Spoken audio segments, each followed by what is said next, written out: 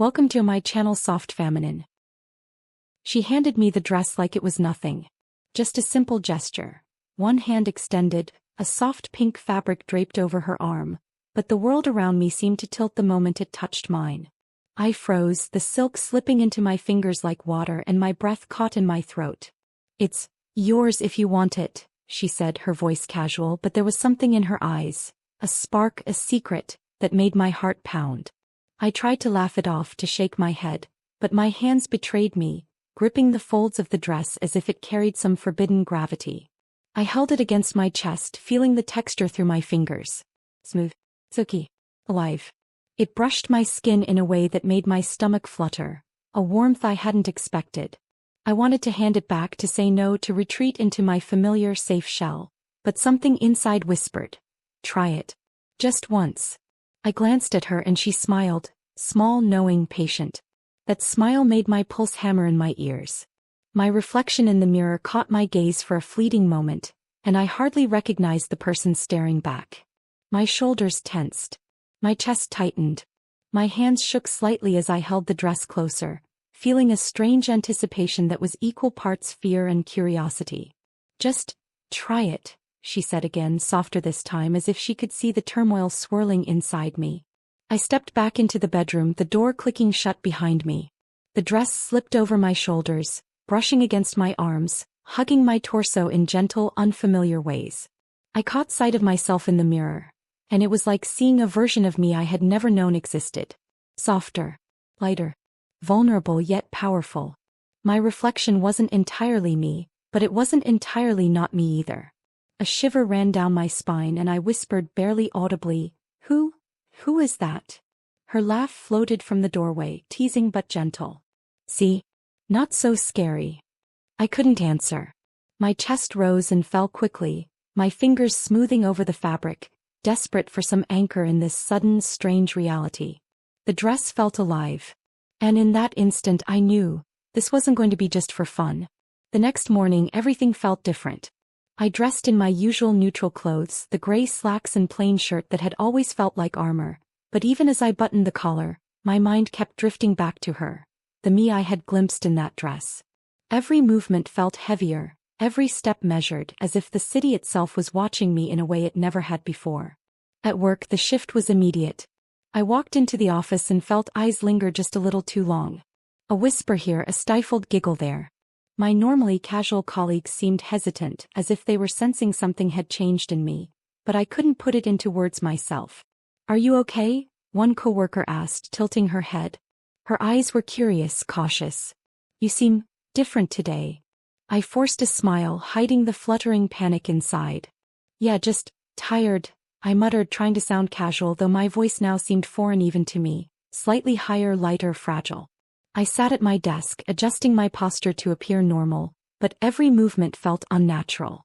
My chest tightened, my hands itched to brush over the fabric of my shirt, as if I could somehow restore the invisible connection to that other version of myself. Even lunch was a trial. Sitting in the cafeteria, I felt every glance, every subtle tilt of a head, like arrows against my skin. People whispered behind cups and menus, their eyes flitting to me in a way. I caught myself adjusting my sleeves, smoothing my collar, forcing my shoulders back, trying to disappear into the neutral gray of my clothes. But inside she was there, the me I had become for a fleeting night, whispering, urging me to move differently, to exist fully. By evening I couldn't take it anymore. I returned to my apartment, closed the door and leaned against it, heart pounding. The drawer called to me, the soft, forbidden fabrics lying in wait. Silk, lace, chiffon. Each piece seemed to hum with life. My fingers trembled as I lifted the blouse, inhaling the faint scent of fabric softener mixed with her lingering presence. I dressed slowly, reverently, letting each piece settle over my skin. The blouse slid over my shoulders, delicate and warming. The skirt swished softly against my legs, flowing like water. I caught my reflection and froze. The face staring back wasn't exactly mine. Softer, lighter, alive in a way I hadn't known I could be. I whispered to the mirror, voice trembling, "Just one night, just this once." But deep down I knew it wasn't just for one night. The spark had been lit, and the memory of her, the me I had discovered, was already seeping into every part of my daily life. I was caught between two worlds: the neutral, invisible version of myself the office expected, and the alive, radiant version that waited in silk and lace at home. Every day became a tightrope walk between them, and I realized with both fear and excitement that nothing would ever be the same again. That night, the apartment felt like a sanctuary, a secret world separate from the one that demanded normalcy. The drawer of clothes seemed alive, each fold and seam whispering possibilities I had never dared to consider. I lifted the silk blouse again, letting it slip between my fingers, warm and soft, almost electric. The skirt followed, floating like a whisper over my legs. I stood in front of the mirror, heart hammering, and slowly let the fabrics embrace me. The reflection was both mine and not mine. A softer jawline, brighter eyes, a new curve to my silhouette. I traced the line of my shoulders, the swell of my chest, the gentle slope of my hips. Every curve, every line, felt like a discovery, a secret language my body had been waiting to speak. Then came the makeup. My hands shook as I picked up the eyeliner, hesitant at first, drawing a line along my lashes that widened my eyes and made them gleam. Mascara followed, each brushstroke a thrill, darkening, lengthening, transforming. A hint of blush warmed my cheeks and I hesitated over the lip color. When I finally swiped it on, the reflection smiled back at me with a confidence I had never known. Voice came next. I practiced quietly, softly, in the safety of my apartment. I spoke to the mirror, elongating vowels, softening consonants, letting my tone float lightly, teasingly. My laughter emerged, tentative at first, then growing, lilting and warm. Every syllable was a revelation, every sound a permission slip into this secret self I was learning to inhabit. I experimented with gestures. The tilt of my head, the flick of my fingers, the sway of my hips as I moved from mirror to dresser. Each movement felt alien, then exhilaratingly natural, as if my body remembered a rhythm it had always known but had never allowed itself to follow. I practiced subtle glances, the soft lift of an eyebrow, the gentle curl of a smile. These were my tools, my language, my private art of becoming. Hours slipped by.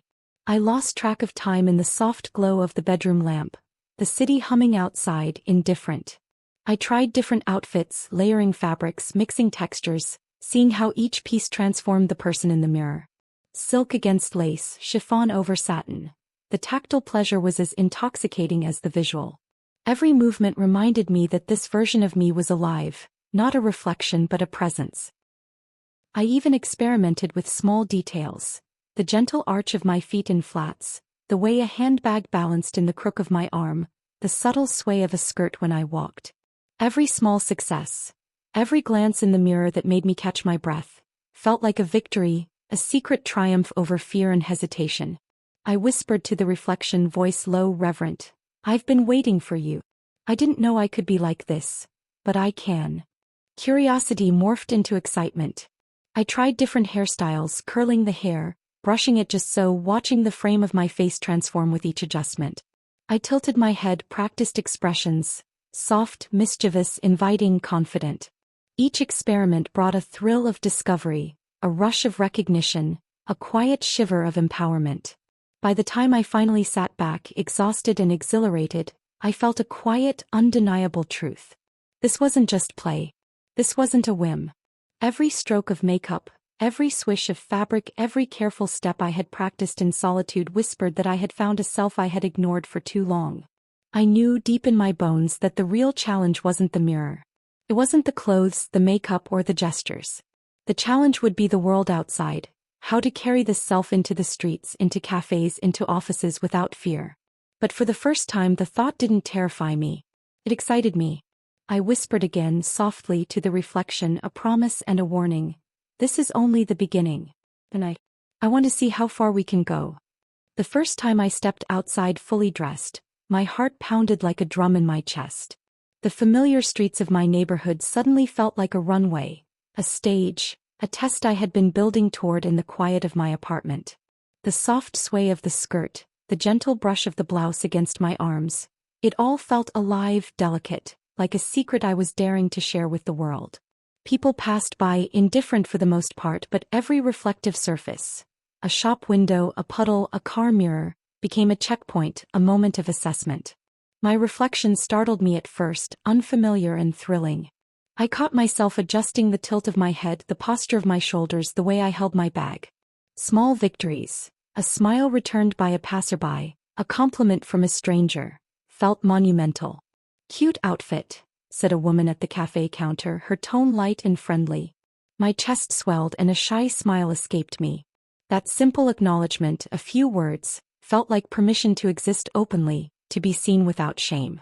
The sensation was intoxicating, a quiet thrill coursing through me as I paid for my coffee, fingers brushing lightly against the cup, careful to let my gestures remain natural yet deliberate. Weekends became my playground. I wandered through markets, cafes, and bookstores, each step a test of both courage and grace. The rhythm of my hips, the sway of my shoulders, the tilt of my head, all small experiments in inhabiting this new self fully. I practiced conversations, laughter, gestures I had rehearsed in the mirror, watching reactions closely, learning the language of presence and authenticity. Each interaction built confidence. A barista greeting me by name. A shopkeeper offering a warm smile. Even a brief chat with a fellow customer became a rehearsal in subtle self-expression, a gentle reassurance that I could navigate the world as her, fully and unapologetically. Anxiety still lingered in the background, a small, nagging shadow. But the thrill of freedom, of inhabiting her completely, outweighed it. One afternoon I attended a small social gathering, lingering at the edge of the room at first, heart hammering, hands pressed lightly together. But as I observed, as I listened, I began to experiment with subtle gestures, tilting my head just so, letting my smile unfold naturally, letting my hands rest softly at my sides. People responded to me, to her, in ways I had only imagined in my mirror rehearsals. Laughter came easier, conversations flowed smoother, and I felt, dare I say it, accepted. With each outing my confidence grew. I learned the nuances of expression, how to let my eyes communicate curiosity, how to use a tilt of the head to invite connection, how a small laugh could light up a room. Even my voice, soft and melodic, began to feel natural. Gone was the hesitation, replaced with a quiet assurance that I could exist as her anywhere. Still, the fear of recognition lingered. Each glance from a stranger carried potential judgment, each reflective surface a test. But gradually I realized the thrill was no longer just about hiding. It was about showing up fully embodied, fully myself. And the world, much to my surprise, didn't reject me. Simply, it responded. By the time I returned home each evening, I was exhausted but exhilarated. My reflection greeted me not with surprise, but with recognition, a quiet nod from the self I had been nurturing. I practiced my walk, my posture, my gestures, and each time, I felt a subtle, intoxicating power. The power of inhabiting a self I had once only dared to glimpse in private. I whispered to her softly, reverently, "This is no longer just for the mirror. This is the world, and it's ours too." And in that moment I knew, the next challenge would be bigger. The confrontation, the choice of whether to let others in or continue hiding. But for now, the streets, the cafes, the markets, they had become my proving ground, and I was thriving. It happened quietly at first, a glance here, a whisper there, but the awareness in the office became palpable. The space that had once felt neutral now buzzed with tension. Colleagues who had previously greeted me casually now paused, hesitated, their eyes lingering just a moment too long. I felt it in every step I took, every word I spoke, every subtle sway of my skirt. Then came the invitation I had been both dreading and anticipating. My manager asked me to come into her office. Alone. My stomach tightened, palms slick with sweat. The small room suddenly seemed immense, walls pressing in, the hum of the air conditioning louder than it should be. Every instinct screamed to retreat, to revert to the neutral, invisible version of myself I had relied on for years. I took a deep breath, steadying the rhythm of my heartbeat, reminding myself of the evenings I had spent rehearsing in front of mirrors, the streets I had conquered, the cafes where I had tested my presence. He, the reflection I had nurtured in secret, stood beside me in my mind. "You can do this," she whispered. "You belong in your truth." "You've changed," my manager said, her voice calm but probing, thoughtful. "There's something different about you lately." The words pressed against me like a tide, relentless, insistent. I swallowed hard, the lump in my throat thickening. I've been hiding, I admitted, voice trembling. Hiding from myself. From who I really am. The clothes, the way I move, the person I've been discovering. It's all me. I told her everything. Every night spent experimenting, every thrill and every fear, every step into public spaces that felt terrifying and exhilarating at once. I spoke of the reflection in the mirror, the silk and lace brushing my skin, the rhythm of steps I had learned to love. My confessions spilled out raw, vulnerable, unfiltered, and my body shook with the weight of honesty.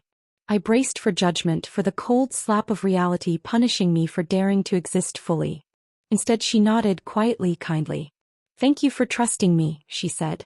"You don't need to hide who you are to be valued here. You've shown courage.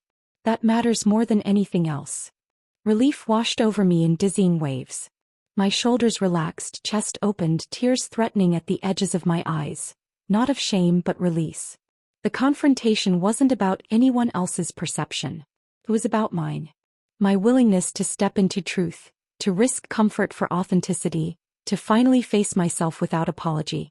As I left her office, the world outside felt different. Not hostile, not uncertain, but alive, charged with possibility.